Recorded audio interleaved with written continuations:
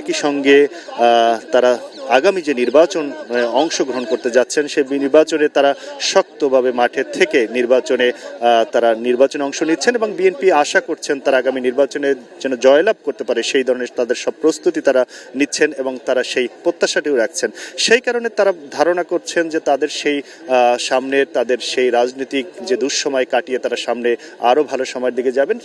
এমন একটি সময় যখন তাদের দলের ভারপ্রাপ্ত চেয়ারম্যান ফিরলেন দীর্ঘ 1.5 যুগ পরে, সেই সময়টিতে আসলে তাদের উচ্ছ্বাস আরও একটু বেশি এবং তাদের সেই উচ্ছ্বাসের জায়গা থেকেই আমরা আজকে দেখছি সারাদিনব্যাপী বিএনপির নেতাকর্মীরা বিভিন্ন জায়গায় আজকে রাজধানীতে জনস্রোত হয়েছে। বিভিন্ন জেলা শহর থেকে, বিভিন্ন বিভাগীয় শহর থেকে মানুষ দুদিন আগ থেকে আসতে শুরু করেছেন। গতকালকেও বিভিন্ন জায়গা থেকে আমরা দেখেছি ঢাকার বাইরে থেকে লঞ্চ যোগে বাস যোগে বিভিন্ন জায়গা থেকে নেতাকর্মীরা এসেছেন এবং তারা এই যে সমাবেশে অর্থাৎ তাকে বরণ করার জন্য যে বড় আয়োজন দলের পক্ষ থেকে সেখানে তারা সামিল হয়েছেন। সেই নেতাকে বরণের সামিলে এখনো তারা রয়েছেন।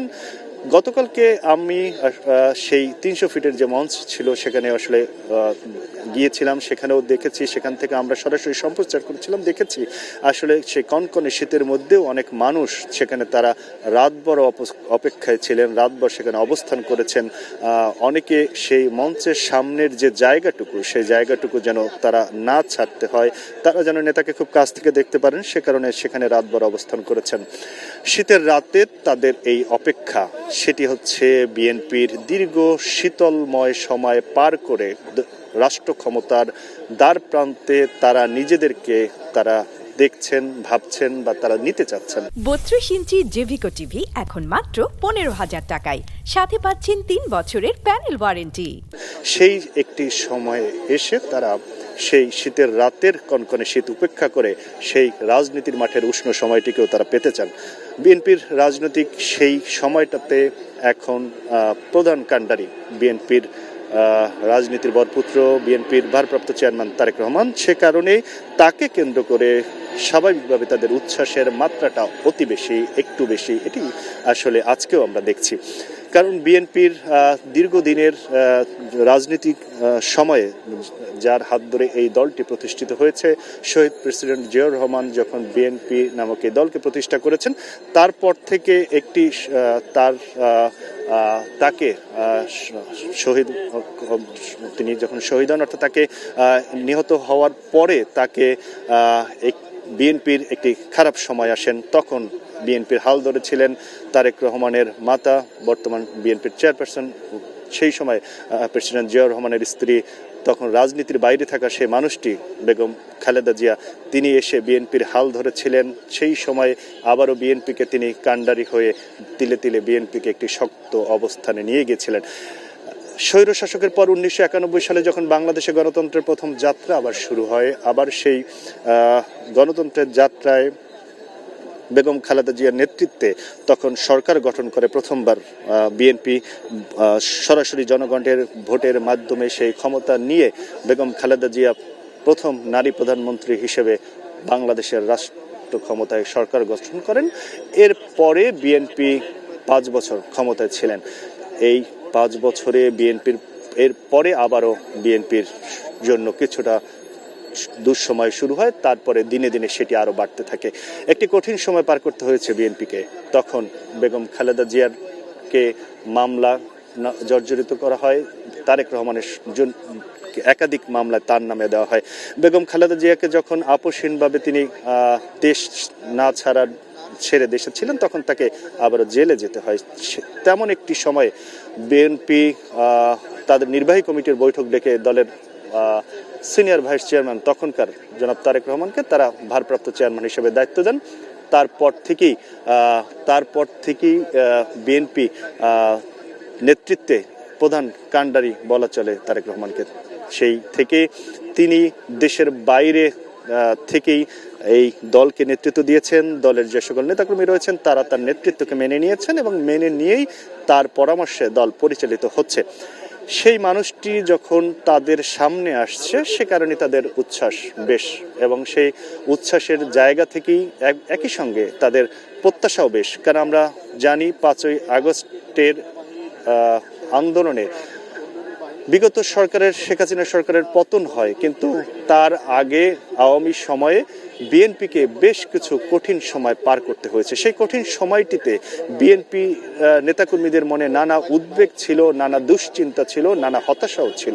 আসলে বিএনপির রাজনীতি কোন দিকে যাচ্ছে, বিএনপির রাজনীতি সুসময় আবার ফিরবে কিনা, বিএনপির রাজনীতিতে এই কঠিন সময় পার হয়ে কবে ফিরবে সেই সুদিন, তারেক রহমান কবে বাংলাদেশে ফিরতে পারবেন, বাংলাদেশে এসে তিনি কবে বিএনপির হাল ধরবেন, সেই প্রশ্নগুলো তাদের মনে বেশ ছিল। এবং এই সব বিষয়গুলোকে সামনে রেখে বিএনপির নেতাকর্মীদের বিভিন্ন জায়গায় মামলা হামলার শিকার হয়ে তাদেরকে একটি দুঃসময় পার করতে হয়েছে। সেই রকম একটি সময়ে দূর প্রবাসে বসে বিএনপির নেতাকর্মীদেরকে ভাবে ধরে রাখাটা সেটি আসলে অত সহজ কাজ ছিল না।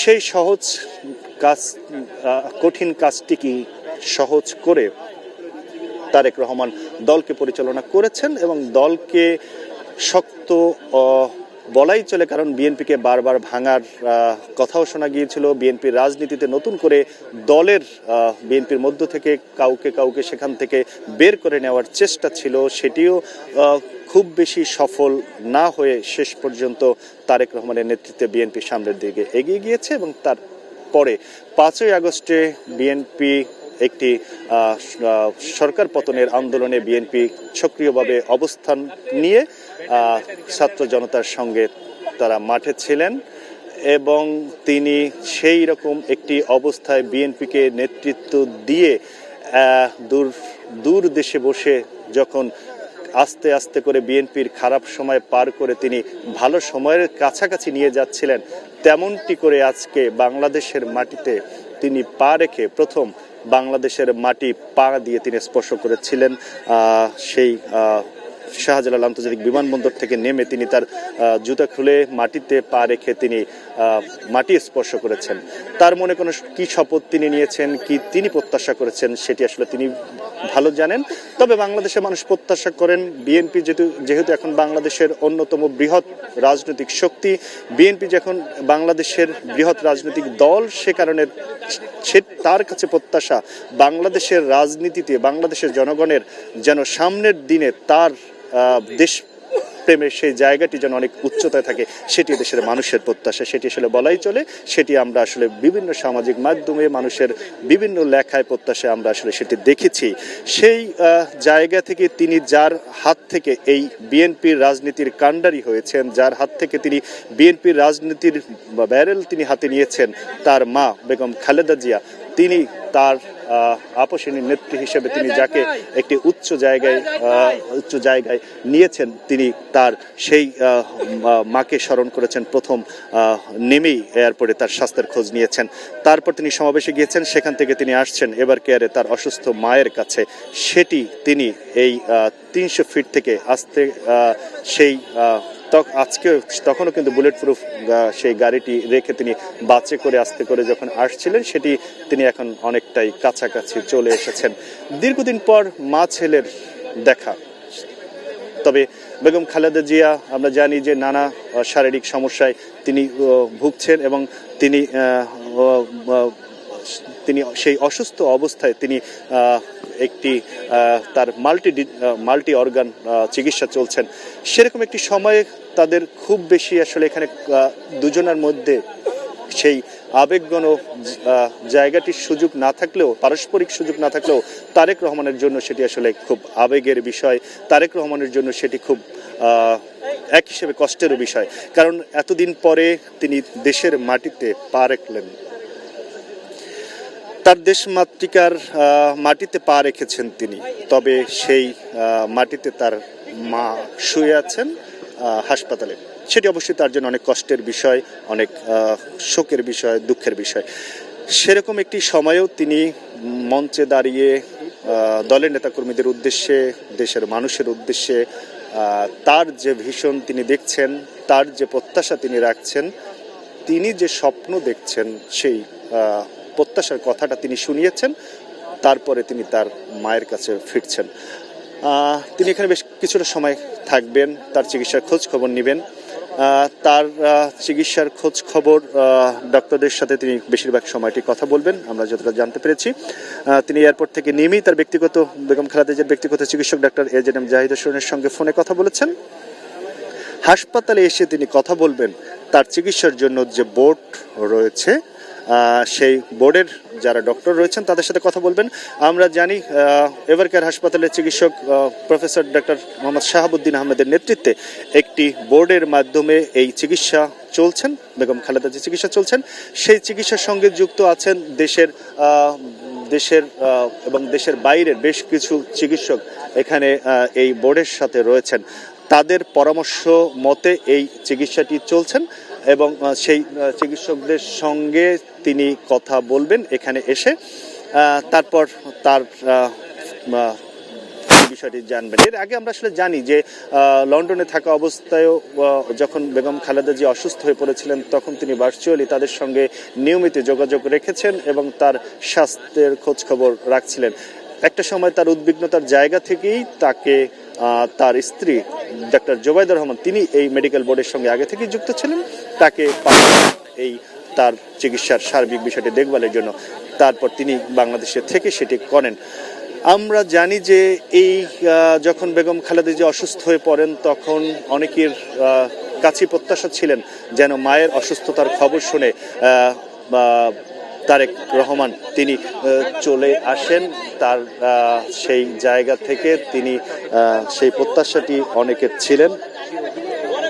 তারপরে সেই প্রত্যাশার জায়গা থেকে তিনি বলেছিলেন আসলে তার আবেগের কথা, তার সেই সময়ের মনের কথা একটি সামাজিক যোগাযোগ মাধ্যমে একটি স্ট্যাটাস দিয়ে। তিনি তখন বলেছিলেন যে তার এই ফেরাটি শুধু এককভাবে তার উপর নির্ভর করে না। তখন আসলে অনেকের মনে প্রশ্ন জেগেছিল যে আসলে তাহলে তারেক রহমানের ফিরে আসাটার বিষয়টি কি তার উপর নির্ভর করে না? তাহলে কি তিনি আসছেন না? তাহলে কবে আসছেন? তিনি কি আসতে পারছেন না? নানা প্রশ্ন, জল্পনা কল্পনার তখন উদয় হয়েছিল এবং বিএনপি নেতাকর্মীদের মনেও সে প্রশ্নটি জেগেছিল, সাধারণ মানুষেও সেটি আসলে তাদের মনেও এটি জেগেছিল যে আসলে তাহলে তারেক রহমান কবে ফিরবেন, নির্বাচনে কি আগে কি তিনি ফিরবেন, নির্বাচনের সময় কি তিনি থাকবেন। ইতিমধ্যে আমরা জানি যে ভোটার কার্যক্রমের সব কার্যক্রম শেষ হয়েছে, তিনি ভোটার হবেন কিনা, বাংলাদেশে তিনি যে দুটি আসনে তাকে প্রাথমিকভাবে মনোনয়ন দেওয়া হয়েছে তিনি নির্বাচন করবেন কিনা, সব বিষয়গুলো সামনে চলে এসেছিলেন এবং নানা জনের মনে নানা প্রশ্ন তৈরি হয়েছিলেন। সব শেষে সেই প্রশ্নের অবসান হয় যখন দলের মহাসচিব মির্জা ফখরুল ইসলাম আলমগীর ঘোষণা করলেন যে তিনি 25শে ডিসেম্বর আসছেন বাংলাদেশে এবং সেই তার তারিখটি ঘোষণার পরে তারপরও দেশের নানা প্রেক্ষাপটে অনেকের মনে আবারও প্রশ্ন জেগেছিল তারেক রহমান কি ফিরে আসছেন, তিনি কি ফিরে আসবেন, সেই ধরনের পরিস্থিতি কি দেশে রয়েছে কিনা। সেই সকল প্রশ্নের অবসান করে তিনি আজকে ফিরলেন। তার এই ফেরাকে বিএনপির পক্ষ থেকে তাকে বলা হয়েছিল তারা চান তার এই প্রত্যাবর্তনকে, স্বদেশ প্রত্যাবর্তনকে তারা স্মরণীয় করে রাখবেন, তারা ঐতিহাসিক করে রাখবেন। দলের মহাসচিব বলেছিলেন তিনি যেদিন আসবেন সেদিন যেন কেঁপে ওঠে এই নগরী। আমরা আসলে আজকে দেখেছি মানুষের পদচারণায় কিছুটা আসলেই কেঁপে উঠেছে, মানুষের পদচারণায়, মানুষের জনস্রোতে রাজধানী শহর আজকে জনস্রোতে কেঁপেছে। আজকে তারা তাদের নেতাকে বরণ করার জন্য তাদের সেই যে এই শীতের মধ্যে দুদিন আগ থেকে এসে একদিন আগ থেকে স্টেজের সামনে অবস্থান নিয়ে তারা তাদের রাজনীতির বরপুত্রকে বরণ করার জন্য যে চেষ্টা, সেই যে তার সেই ফেরার দিনটিকে তারা স্মরণীয় করে রাখার যে চেষ্টা, সেটিকে ঐতিহাসিক করার যে তাদের আয়োজনের অংশ, সেটি আসলে তারা সেটি দেখিয়েছেন। সেটি চেষ্টাটি তাদের ছিল দলের পক্ষ থেকে, তাদের সেই দলের পক্ষ থেকে সে চেষ্টা ছিল, মানুষের সেই উচ্ছ্বাস ছিল, সেই আবেগ ছিল, যেন সেই আবেগের জায়গাটিতে তাদের নেতাকে তারা দেখাতে চেয়েছেন, তার অপেক্ষায় তারা ছিল দীর্ঘদিন। সেই অপেক্ষার পালা শেষ হয়েছে, অপেক্ষার পালা শেষ করে তিনি বাংলাদেশে এসেছেন। তিনি এখানে এসে তাদের সামনে সরাসরি বক্তব্য রেখেছেন। ভারপ্রাপ্ত চেয়ারম্যান হিসেবে তারেক রহমান এর আগেও বক্তব্য রেখেছেন। আমরা দীর্ঘ সময় তার বক্তব্য আমরা দেখেছি, সেগুলো আসলে ভার্চুয়াল মাধ্যমে। তিনি একই দিনে একাধিক অনুষ্ঠানেও যুক্ত হয়েছেন। সেখানে তিনি প্রত্যন্ত অঞ্চলের একটি খেলা, সেখানেও তিনি যুক্ত হয়েছেন, তাদের উদ্দেশ্যে বক্তব্য দিয়েছেন। বিভিন্ন স্কুলের অনুষ্ঠানে তিনি যুক্ত হয়েছেন, কিন্তু সেগুলো সবই ছিল ভার্চুয়ালি। এই অনেক দিন পরে বিএনপির নেতাকর্মীদের সামনে তিনি সশরীরে বক্তব্য রাখলেন। সেই কারণে তার বক্তব্যের মধ্যে সে তেজ ছিল, তার বক্তব্যের মধ্যে সে বাড়তি, তার মধ্যেও সেই উচ্ছ্বাস ছিল। নেতাকর্মীদের সামনে পেয়ে তার সেই বক্তব্যে তিনি তাদের এবং উদ্দেশ্য তার সেই যে বার্তাটি তিনি দিলেন, দেশের শান্তি, সেই শান্তির জন্য এখন আসলে সকল রাজনৈতিক পক্ষকে একযোগে সামনের যে নির্বাচন, সেই নির্বাচনের মর্মিতা সহযোগিতার সাথে যে গণতন্ত্রের দিকে আবারও সেই উত্তরণের জায়গাটিতে যেন সবার সহযোগিতা থাকে, সেই বক্তব্যের মধ্যে সেটি আসলে ছিলেন। এই যে চেষ্টা তারেক রহমান তার মায়ের সাথে দেখা করার জন্য তিনি আসছেন এবং তিনি কিছুক্ষণের মধ্যেই এভার কেয়ার হাসপাতালে তিনি প্রবেশ করবেন এবং সেই এভার কেয়ার হাসপাতালে তিনি প্রবেশ করে ডাক্তারদের কাছ থেকে তার মায়ের দলের চেয়ারম্যান পারসন বেগম খালেদা জিয়ার স্বাস্থ্যের সেই খোঁজখবর নেবেন। খুব কাছাকাছি তিনি চলে এসেছেন। আমরা আবারও তার এই এভার কেয়ার হাসপাতালে আসার এবং এখানে এসে তিনি কতক্ষণ অবস্থান করেন, সেখানে এসে তিনি কি আলাপ করেন, সেই বিষয়ে আবারও আমরা জানাবো আমাদের পরবর্তীতে।